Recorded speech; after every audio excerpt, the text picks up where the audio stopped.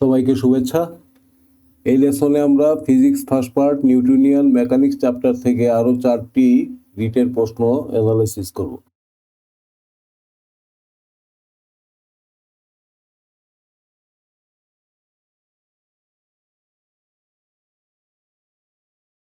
ঠিক এই ধরনের অঙ্ক আগের লেসনই করা হয়েছে। এখানে যে ডাটাগুলো দেওয়া আছে, বলের ভর দেওয়া আছে 150 গ্রাম, মানে 0.015 কেজি। ব্যাটের ক্রিয়াকাল দেওয়া আছে 0.01 সেকেন্ড। ব্যাটের দিকে বল যাওয়ার যে বেগ সেটা হচ্ছে 12 মিটার পার সেকেন্ড। এটাকে আমরা ধরলাম পজিটিভ। তাহলে ব্যাট থেকে ফেরার সময় যে বেগ সেটা হয়ে যাবে নেগেটিভ, অর্থাৎ ভি সমান -20 মিটার পার সেকেন্ড। এইটা একটা ইম্পর্টেন্ট বিষয়। নইলে অঙ্কটা ভুল হয়ে যাবে যদি এখানে কোনো মিসকনসেপশন থাকে।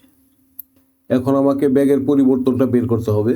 ডেল ভি সমান ব্যাটের আঘাত পাওয়ার পরের বেগ বিয়োগ আঘাত পাওয়ার আগের বেগ।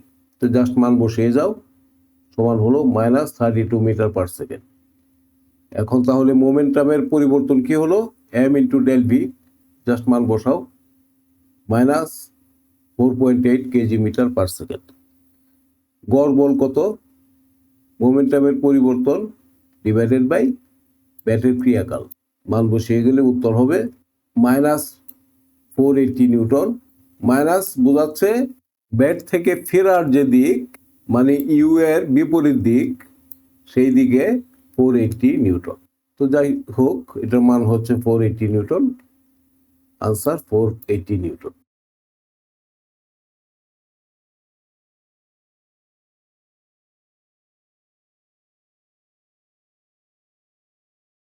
প্রশ্নটাতে কি দিয়েছে আর কি চেয়েছে? 8 কেজি ভরের একটি বস্তুকে 0.2 মিটার দৈর্ঘ্যের সুতো দিয়ে একটি স্থির অক্ষের চারপাশে 2 রেডিয়ান পার সেকেন্ড কৌণিক বেগে ঘোরানো হচ্ছে। ক, বস্তুর কৌণিক ভরবেগ কত? তো এই ধরনের অঙ্ক তো বহুবার করা হয়েছে। কৌণিক ভরবেগ বের করতে গেলে লাগবে মোমেন্ট অফ ইনার্শিয়া এবং কৌণিক বেগ।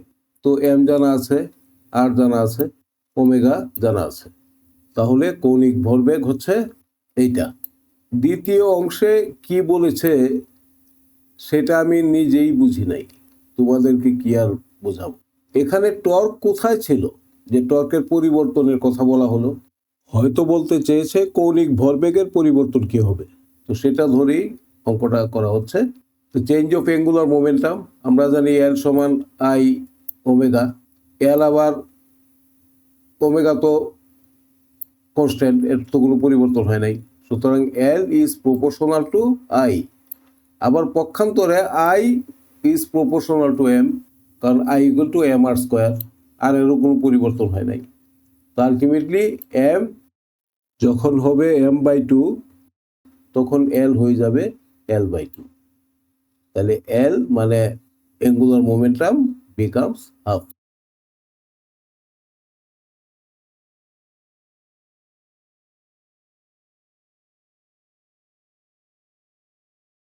প্রশ্নটাতে বলেছে নয়ন 1 মিটার দৈর্ঘ্যের সুতো দিয়ে 25 গ্রাম ভরের একটি পাথরকে বৃত্তাকার পথে ঘোরায়। পাথরটি প্রতি সেকেন্ডে 5 বার ঘুরে।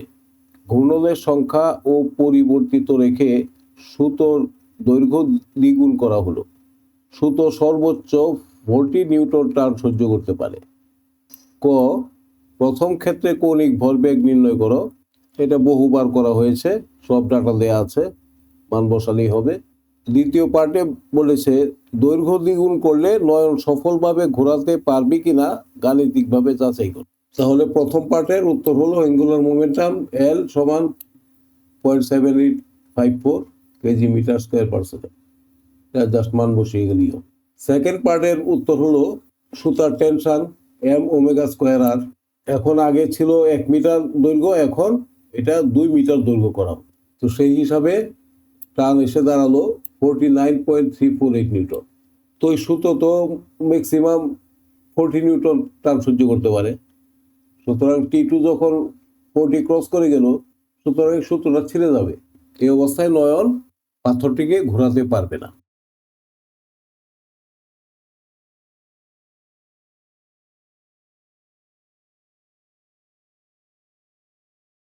এটা হচ্ছে বাঁকে ঘোরার ফর্মুলা, যেখানে আর সমান হচ্ছে এই বাঁকের ব্যাসার্ধ, আর থিটা হচ্ছে উল্লম্বের সাথে কত কোণে এই বাহনটিকে ফেলে থাকতে হবে, আর জি তো 9.8 মিটার পার সেকেন্ড স্কোয়ার। তো এই ফর্মুলা থেকে আসলো ভি সমান √ওভার আর জি টেন থিটা, জাস্ট মান বসাও, ভি সমান বেরোলো 23.79 মিটার পার সেকেন্ড। একেবারেই সহজ অঙ্ক, জাস্ট এই ফর্মুলার ব্যবহার। তো ঠিক আছে, এই লেসনের এখানেই সমাপ্তি। সবাই ভালো থেকো।